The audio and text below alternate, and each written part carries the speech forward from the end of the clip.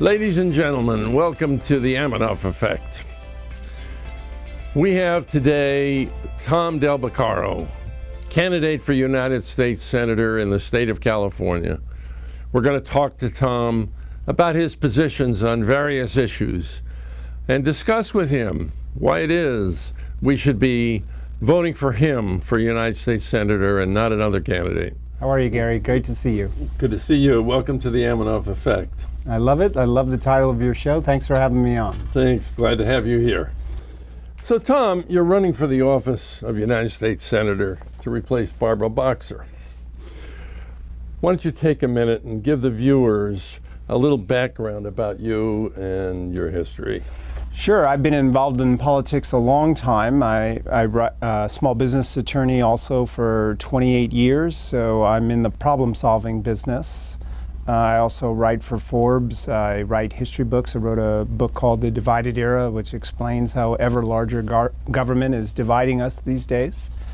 But my main focus when it comes to politics is getting people to understand, Gary, that right now our economy is stagnated. That leads to bad things. There's a reason it's stagnated, and it's largely because government is taking too big a bite out of the apple. And the reason why I'm running for this office is to bring about pro-growth policies for California and for the country. Fantastic. Very good. So you did publish a book called The Divided Era. Yeah, I didn't publish it, but it was last year. In fact, almost a year ago exactly, May 26th, it came out. And what I was trying to get people to understand, because people often ask, why is there so much fighting in politics? And the simple answer is because there's a lot to fight about. And what I mean by that is from the city council level all the way to the federal level, our government spends $6 trillion a year. $6 trillion. And they're doing countless things. And every time government makes a decision, there's someone on one side of it, or many, and someone on the other side, and then the third set of people are the people who have to pay for it. And so that creates a competition for the spoils, creates a competition not to be taxed, and the more things that government does, the more of those divisions you see. So a government that does 100 things will find 100 competitors. A government that does $6 trillion worth finds constant competitors. And so I wrote the book so people understand that the larger government grows, the more divisions that will occur. I see. I noticed that you signed a pledge not to increase taxes. Sure. How many other of your competitors have signed that pledge? Of the major competitors, none. And really, people need to understand, this is an important question, because what I just a minute ago mentioned, this $6 trillion in spending, right? That's about 36% of the economy. If you add in regulatory costs, you know, all the federal regulations and the cost of our response, that brings the total government burden, as I call it, to almost 50% of the economy. So how much more government do we need? The left says we need a bit more spending. Really. If government spending was going to solve our problems, we should be in heaven by now, shouldn't we? That's right. And so we either get an understanding that you can't continue to grow government. You know, if you look at Europe today, they're all above 50% on that scale I just described for you, and they have 1 or 2% growth. And they have underclasses in Spain. I know you know this. They have unemployment. If you're under 30 years old, your unemployment is above 33%, and you get farther and farther behind. Because the bigger the bite it takes, the smaller the private sector remains, the lower the growth. And so the reason why I take the no new tax pledge is twofold. One, we can't be making government bigger, but two, they have record revenues, Gary, and yet they have still a $600 billion deficit. I don't know anyone who thinks that if we sent more money to Washington, they would actually finally balance a budget. I don't think that's the case. So our growth over the past decade has been the lowest in the history of the country. We've been growing at 2% a year or less. Yeah, 1.6 over the last 7 years. So economists say we really need at least 3% a year to have prosperity. So to what do you attribute this low growth? Yeah, I think we need about 3.5%. It is going back to this total government burden concept, because if you take too much out of the private sector, you leave it, like a plant without enough water. And so once you get much above 30%, either government spending, taxes, and the regulatory costs I described, you begin to curtail your long-term growth prospects. So like I said, for the last 2 decades, Europe's been above 50%, and their growth rates have been historically 1-2%, certainly over the last decade. They've had spikes here and there, but really their long-term growth prospects are really low. The same thing's happening to us. And what that means for a country of 350 million approximately people is when you have 1.7% growth, you have this unemployment. We have 98 million people not working. And because the government's taking such a big bite, you don't expect a big uptick. We need to grow the private sector. There's only one way to grow the private sector, and let's let people keep their own money through tax reform and regulatory reform. So you're one of the only candidates I'm aware of that's running for the Senate that has proposed a new tax plan, a flat tax. Yeah, I'm very specific. I think if you want someone to follow you, you should probably tell them where you're going. And so Stephen Moore, my economic advisor, and myself, we worked out a flat tax for the California and for the country, 15.5% net business income. This is a really simple system. You take in, or you look at all the money you've taken in, you look at every check you've written, and the difference is how much you made, and 15.5%, no more paying accountants to figure out what your taxes are. And for individuals, 15.5% as well. We get rid of the death tax. Family of 4 doesn't pay income tax until it gets above $48,000. Now the reason why tax reform is so important is because the current system with 77,000 annotated pages is a monument to lobbyists, big companies, and corporate welfare. They're doing fine by it, and it hurts growth. And so we need to restore economic growth, because that's what's key to the middle class. You need an expanding economy. No targeted tax cuts, no bills designed to put them more dependent on government. You want the private sector growing so that their wages can rise. And does your flat tax also apply to corporations?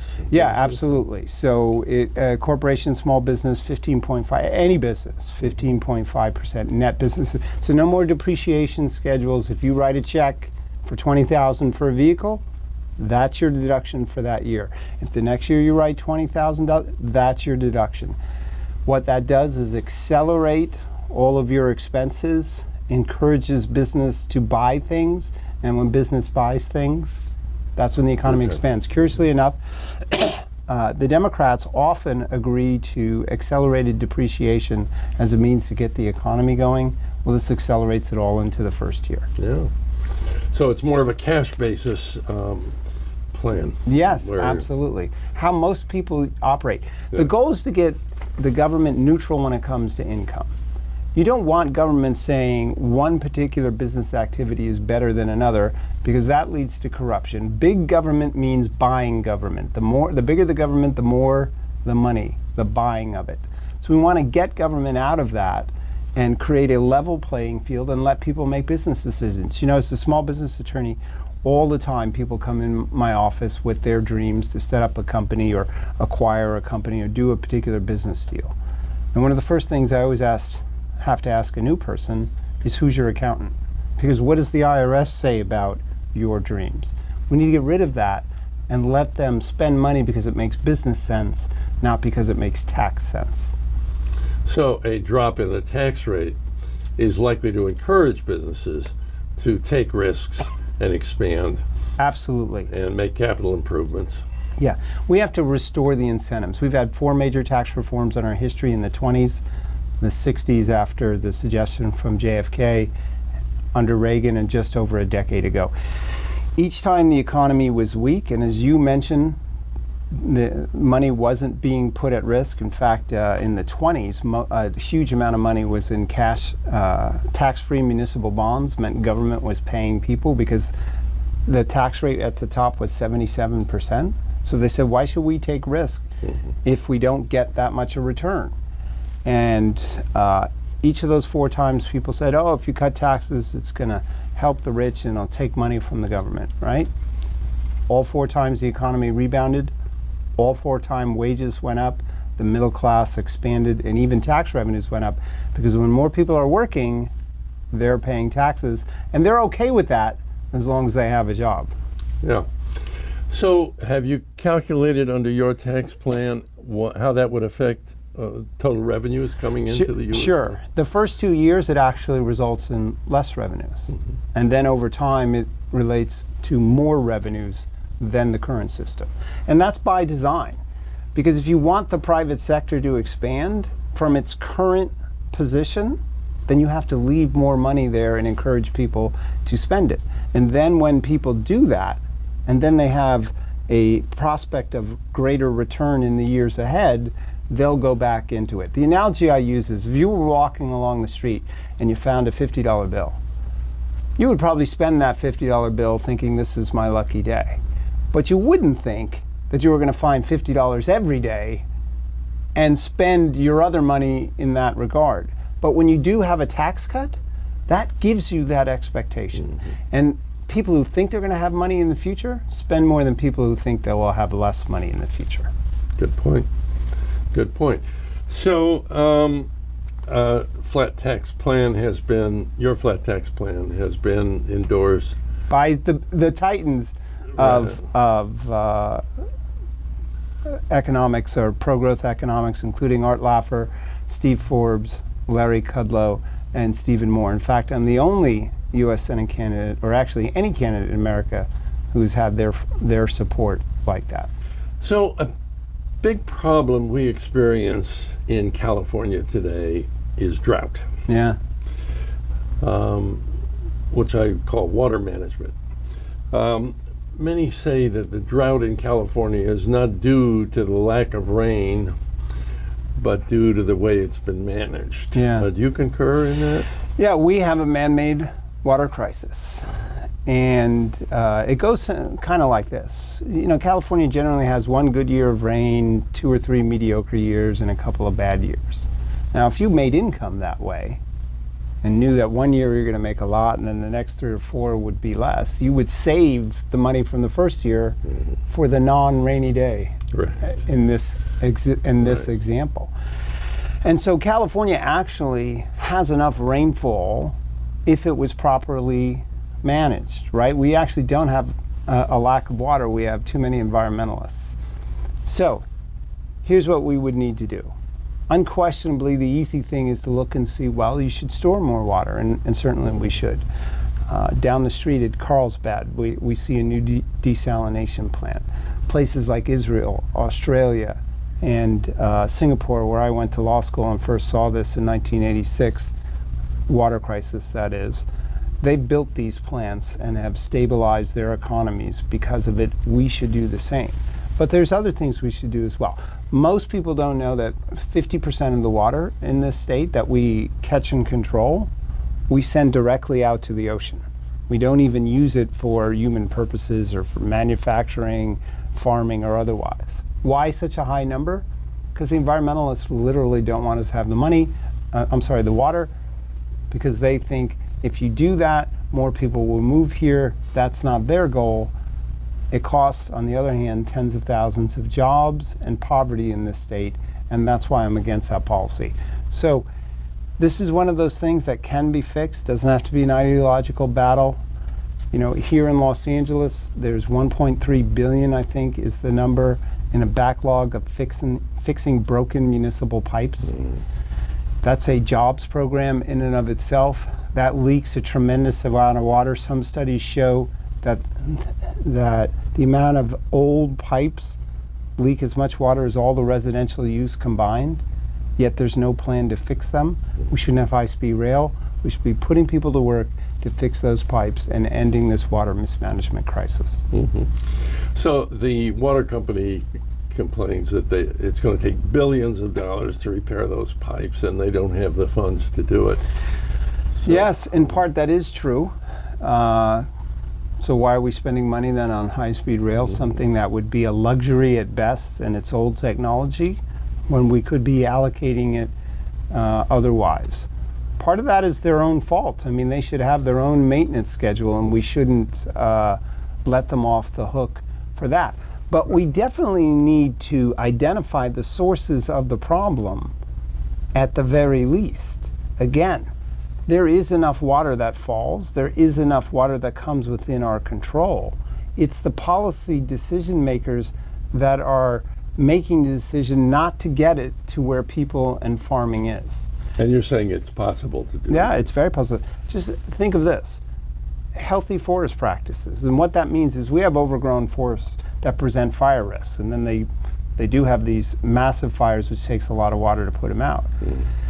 But if we thin the forest, put people to work, help solve our job crisis, then those forests would have dramatically more runoff because they wouldn't have the same root structure that requires so much water.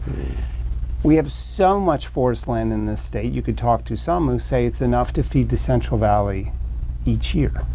So why don't we put people to work and increase runoff, kill two birds with one stone? Are you suggesting the government? Well, certainly the healthy forest practices is something that falls under the National Forest Service. And yes, they should hire people to make those forests safer, increase runoff, which will lead to more jobs and more tax revenue. Not that my goal is to get more tax revenue, but it is a secondary effect to managing water and our forests successfully. So we don't really need to be in this drought if the water were managed properly. We don't need to be in a water crisis, that's for sure.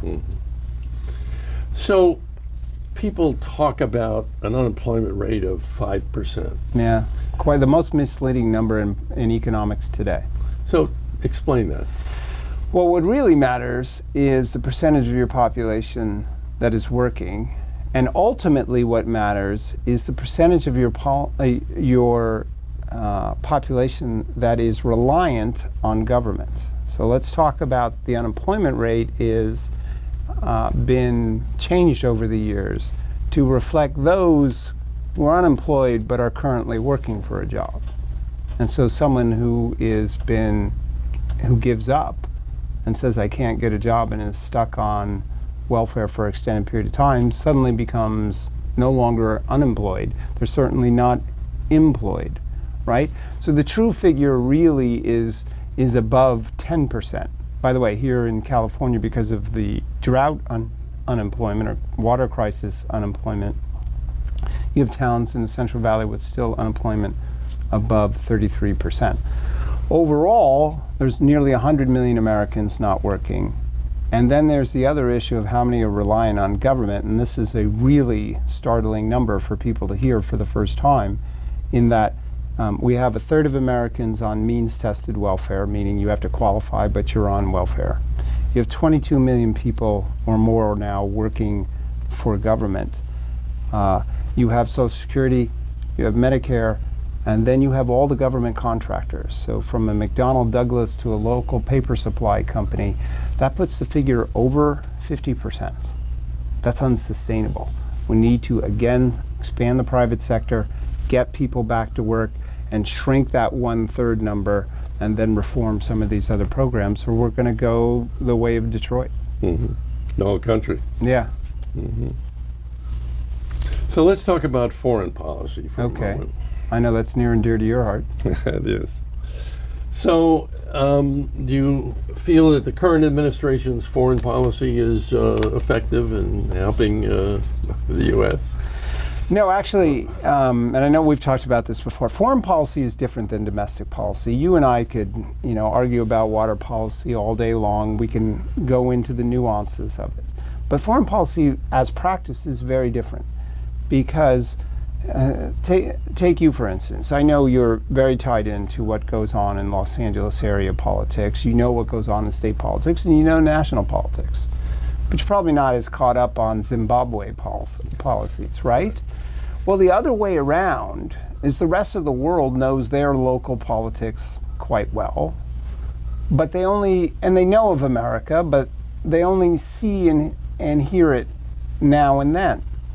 And so the reason I bring this up is it's very important for a leader and a country to act clearly so that people understand where it stands, because if you're only going to hear from them now and then, you have to act with clarity so that they know where you stand. And that hasn't been the case at all. You don't draw red lines and run over them.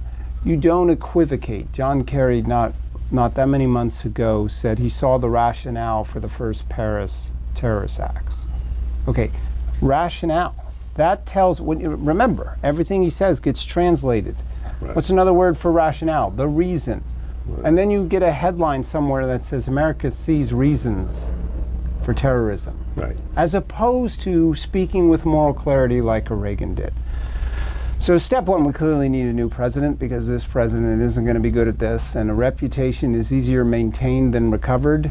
Well, he lost his, and he'll never be able to recover it. So someone new has to come in and speak with moral clarity. They need to say what ISIS is. This refusal to call them Islamist terrorists confuses our allies because they're on the front line, and encourages our enemies because they think we're weak. So we need a new president, we need to speak with moral clarity, and then we need to help our allies. Because when Jordan went to fight ISIS, they shouldn't have run short of bullets. We also need to reset our relationship with Turkey. We have tried to integrate Turkey into NATO. Obviously, they're within NATO, but they have a different interest with respect to ISIS, Gary. ISIS isn't as big a deal to them as it is to the Kurds, us, the Jordanians, or even the Syrians. And we have held back arming the Kurds because of our relationship with Turkey. That's been a bad thing because it's allowed ISIS to expand and then project power and get a lot of money. So we need to have some straight talk with Turkey. Talk Turkey with Turkey, I guess you could say. And we need to help the Kurds, and we need to eliminate ISIS. Illegal immigration is a major concern today. Some say there may be as many as 20 million illegal immigrants in the country, with more coming in every day. There have been many attempts at resolving it, Gang of Eight, all of these attempts at comprehensive immigration solution. What is your take on immigration and how? I'm talking about illegal immigration. Yeah, sure. You know, I don't think Washington's going to solve it, sadly, because their current model of addressing issues like this is this comprehensive legislation model, which is really a special interest boondoggle. They become spending bills. I mean, look at Obamacare, 2,500 pages of special interest. And I don't think we can wait any longer for something like that in any case, especially after San Bernardino. Indeed, I say that anything you thought about immigration before 9/11 and before San Bernardino, you need to rethink. Because it's not just an issue of who's crossing the border, perhaps to work. It is now an issue of national security. And so I think it's time for a different approach. And I think the Republicans should recast the entire debate around national security, because that is a unifying message, right? And what they should explain to the American people is that what's coming over the border is much greater than just someone coming to work. Heroin interdictions on the southern border are up 300%. Methamphetamine is up 500%, right? The number of those from Afghanistan, that's a long way to come, is up. The number of Syrians is up. But it isn't just the southern border. In fact, the woman from San Bernardino, all she had to do was give a false address. She made up an address and got in the country. You know, in January, I tried to buy a jacket online from Macy's. And I put in my credit card, and it automatically switches to my computer gives it business address. My business address is the billing address. And you know what Visa said? You can't buy it. Wrong address. Are you telling me Visa could do a better job than our Visa system? So here's my plan. Abandon the comprehensive spending legislation. Do this piecemeal. Turn it to a national security discussion. And the Republicans before this election should put forth a visa reform bill. And what that bill says is, we'll give you 90 days to leave. And if at the end of 90 days you're still here, we've allocated money to go and find you. And if we have to catch you and send you home, then we're going to seize some of your assets and pay for the process. And we're going to let everyone know. And they should dare the president to stand against safety, because we've lost track of hundreds of thousands of visa overstays. And there's no other country on earth that you can do this. Try going to Russia and saying, I'm just going to hang out for 10 years. Right. It's not how you can't even get jobs. You can't do that. You can't go to Australia like that. If you overstay your visa, they fine you. They don't allow you to go get a job. And so Republicans should take this piecemeal approach, make it easier, and prove that government can actually keep us safe for once. So the president authorized and Congress funded 300,000 Syrian immigrants. Yeah. Meanwhile, vets don't get care in hospitals. Yeah. We should expand the people here, but not take care of those who kept us free. That's their rationale. I would not have moved that quickly. When the CIA director tells us that he can't vouch for the Syrian refugees, then I think we should take a pause. I mean, even our mothers used to say, safety first. Right. So this was a wedge political issue for him, as many things are, and I thought that it was a mistake moving that fast. I agree. And I think national security is the real issue with respect to illegal immigration. And it doesn't just affect our southern border. It affects our northern border, and it's only 360 miles from Canada to New York City, and the drug interdiction there is a big issue. The terrorists know that as well. We need to expand it and understand that for 2 centuries we had a kind neighbor to the north, a weak neighbor to the south, and 2 oceans that protected us. Mm-hmm. That's no longer the case, so we need to recognize that and make the country safer and bring us together around national security. So I know you're a supporter of the Second Amendment. Yeah, it's right there in the Constitution. I support the Constitution. And have you been rated by the NRA, by the way? Yeah, I have the highest possible rating. In fact, of the 5 major candidates, Kamala Harris gets an F, the gun confiscator. Mm-hmm. Loretta Sanchez gets an F. Ron Unz didn't get rated, and Jeff Sondheim, in the last debate, challenged Loretta to seize more guns from people. And he's unrated as well. I'm the only one. I have an AQ rating, which is the highest possible for someone who isn't a current office holder. Very good. So, the California legislature recently proposed 10 bills to control guns and ammunition. Yeah. You know, Gary, Milton Friedman a long time ago said you should judge something not by its intentions, but by its effect. So one of those bills says if you make a homemade gun, and what you can do is you can buy parts or 80% less than it and bring it home, and then you can assemble it. And their new bill wants them to, the people to do that, to go apply and get a serial number at that point. Now, what criminal, because suppose, shouldn't this be about gun violence and crime? Tell me what criminal is going to go, oh, I should go probably register this gun that I'm going to commit a crime with. No, it's just the opposite. They file off the numbers. Yeah. So this is just feel-good stuff for them that doesn't actually have an impact on crime. The two examples to look at is Chicago versus New York. In Chicago, they, quote, deal with gun violence by going after guns, making it very hard for law-abiding citizens to have guns. But the criminals kept theirs, and crime has gone up. Under Giuliani in New York, the target was, of course, criminal activity. And when you have less criminal activity, you have less gun violence, and it works pretty simply. That's what we should be doing. Taking guns from law-abiding citizens doesn't reduce crime. There's a big case to be made that it increases crime. And how do you feel about no gun zones?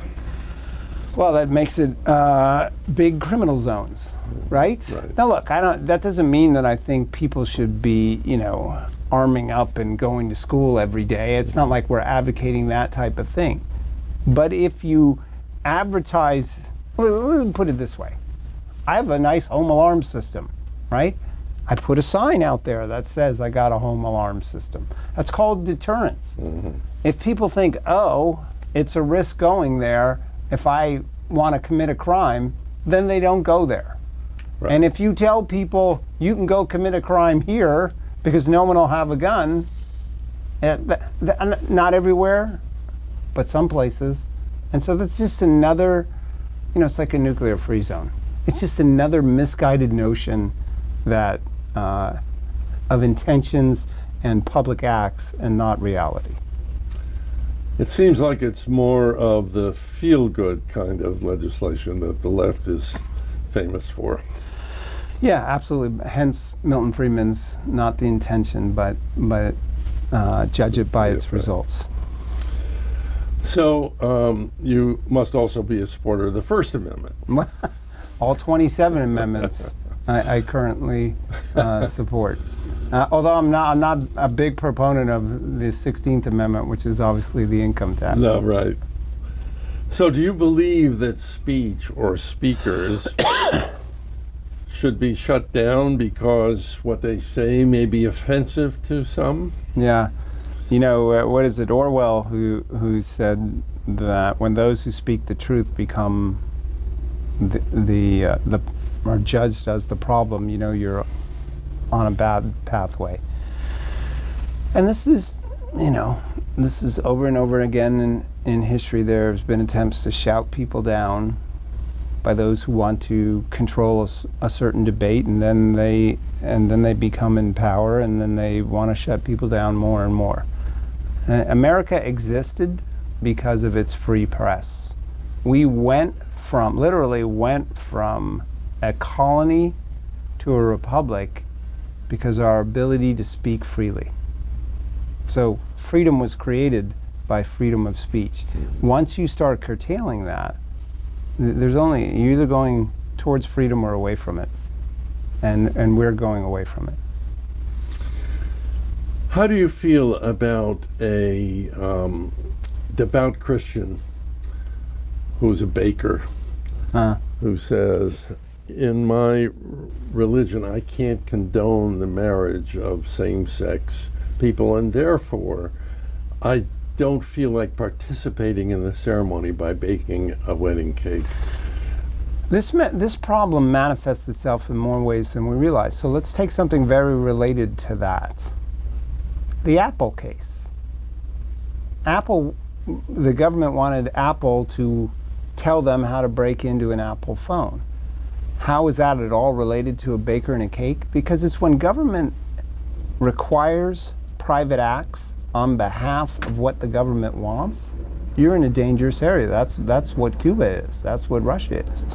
So Apple committed no crime, didn't do anything wrong in the making of the product. The government wanted to force Apple to do something. When the government starts telling people how to live their lives in private transactions, and we crossed that Rubicon long ago, it's a slippery slope. So what's next? Who else could you tell had to do? There used to be signs, we reserve the right to refuse service to anyone. Mm-hmm. And America was built on that. Right. And now we're going too far. I don't recommend that people discriminate, but remember that the assumption of power by government is always accompanied by a big request for the public good. And the casualty of freedom is ignored at that point. And so here and there you might get some good things, but then you'll wake up one day with much less freedom. That's right. So last Friday, there was a vote in the U.S. Senate, a body in which we hope you will be a party, in which the Senate passed a bill proposed by the Obama administration to put low-income government-subsidized housing in wealthy and affluent suburbs and exurbs. The intent was, or is, to bring Democrats into those areas because the suburban and exurban areas are primarily Republican. Democrats tend to congregate in the big cities, but Democrats don't have power out in the exurbs. So now the government has the right to put a government-subsidized low-income housing development in an affluent neighborhood, irrespective of the wishes of the residents in the area. Again, the government is telling us who our neighbors can be or should be. Do you have any comments on that? Yeah, no, our founders never would have agreed that government. Look, our founders, Madison, Jefferson, Monroe, wouldn't even agree to spend money on the building of public roads because they said it wasn't enumerated. The federal government should not be in the business of deciding where people live. That should be their free association right. And given what we started this conversation with, that government is now nearly half of the economy, in 10, 15 years, Gary, at this growth rate, we won't have money to pay for Social Security, Medicare, interest on the debt, and maybe some left over for defense. We don't have the money to be spending on things like this, and I certainly would have voted against it. I was surprised to see that 16 Republican senators voted for it. Yeah, well, look, in the last 5 years, the debt run-up has come out of a Republican House, a lot of those bills. Right. So, and we've gone too far. Yeah. So, some people say that two of the Democratic candidates running for the office of U.S. Senate are experienced in public service. Loretta Sanchez has been in government service for decades. She points out 20 years. Sanchez does. Kamala Harris, Attorney General of the state of California. Yes, I think you should believe in their experience. It's proof that they want bigger government. It's proof that they want to confiscate your Second Amendment. It's proof that they don't get that we've gone too far. They want even more government. So we should recognize the meaning of their service and know that they're going to make things worse. And we should pick someone whose experience has been in solving problems as a small business attorney, but also we should pick someone who's made a career out of talking about why corporate welfare is so dangerous, why we need to grow the economy, at least someone who recognizes how important this issue is. And that's why I'm the only person to take the No New Tax Pledge, because of the people running, I'm the only one who said, hey, do you realize we're taking on water here and we can't keep doing that. Tom Del Baccaro, you've explained why people should vote for you for senator, and I appreciate your coming here and talking to us. Thanks so much. Please go to tomdel.com, TOMDEL.com, and help me out. And Gary, always a pleasure to be with you. Thank you, Tom.